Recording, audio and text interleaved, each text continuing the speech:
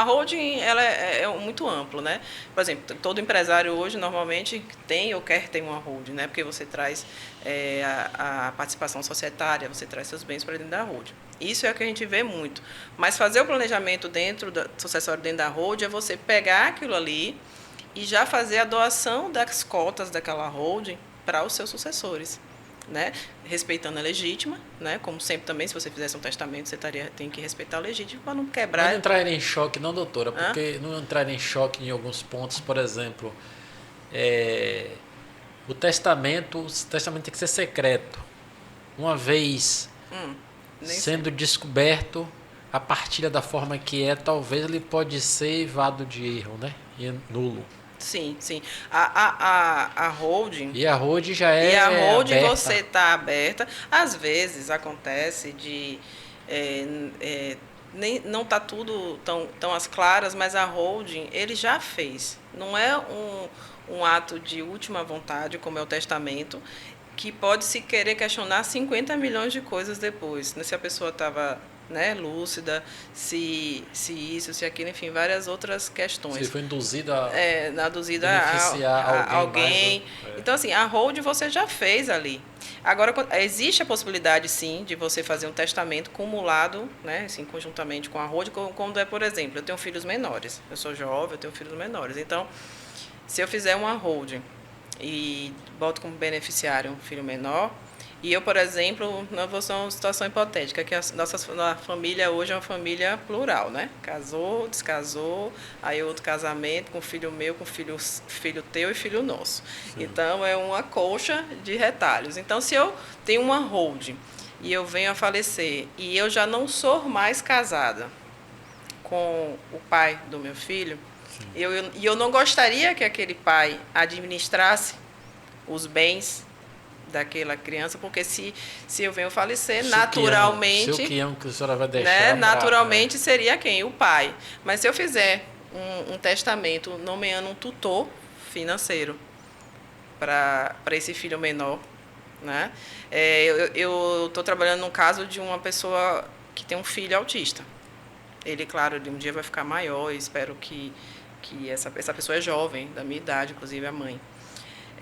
Mas mesmo que ele seja maior de idade, ele, pelo grau de autismo dele, ele é uma pessoa que não vai ser muito funcional. Ele provavelmente vai precisar de sustento, Sim. vai precisar de ajuda. Então, o testamento ajuda nisso. Que o que eu quero é que, por exemplo, e o testamento a gente sempre fala assim, que tem a indicação número 1, a indicação número 2, porque às vezes, mesmo vou indicando, pode ser que no momento que ocorra o falecimento, que eu vou chamar aquela pessoa para assumir aquele munus, aquela obrigação, ela se recusa, ela não é obrigada. Aí a gente faz a opção 1. Ou esteja incapaz por algum motivo. Ou esteja incapaz, exato. Então a gente faz a opção 1, a opção 2, até a opção 3. Então, assim, pensar em sucessão, a gente pensa individualmente, né, com aquela família, daquela situação.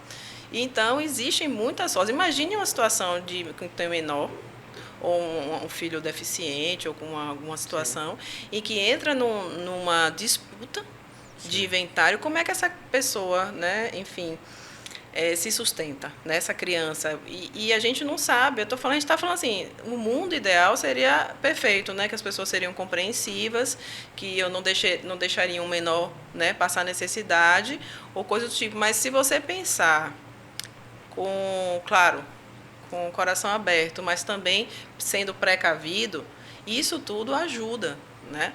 E eu tenho percebido muito, eu fiz uma live um tempo atrás com o Dr. Romeu, né, que ele foi candidato até a vereador, que ele é advogado especialista em autismo, que aconteceu porque ele tem uma filha, ele trabalhava com imobiliário. Sim. E ele tem uma filha autista e acabou que ele virou espécie de tanto ele brigar com o plano, com isso, enfim.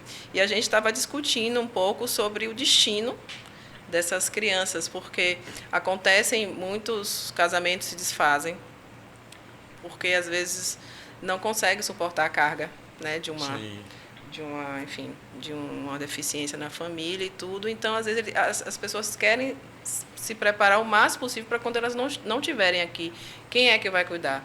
A gente brinca assim, se a gente não tem dinheiro, né, não precisa nem estar discutindo muito isso, né, né? Mas se a pessoa tem uma condição e eu quero que esse meu dinheiro, eu quero que esse meu patrimônio vá para o cuidado desse meu filho, né? Então, você pode aliar um testamento, só fazer um testamento, você pode aliar um testamento com uma holding, ou até tem gente, né, enfim, que ainda faz estruturas internacionais, por exemplo, um trust, porque isso aqui não existe no Brasil, mas o trust ele é feito exatamente para isso. Tem todo, já deixa tudo certinho, quanto vai receber por mês, quem será o responsável, enfim. Mas não é uma estrutura que tem no Brasil, mas é possível ser feito. Mas é exatamente o pensar e o cuidar do pós-morte.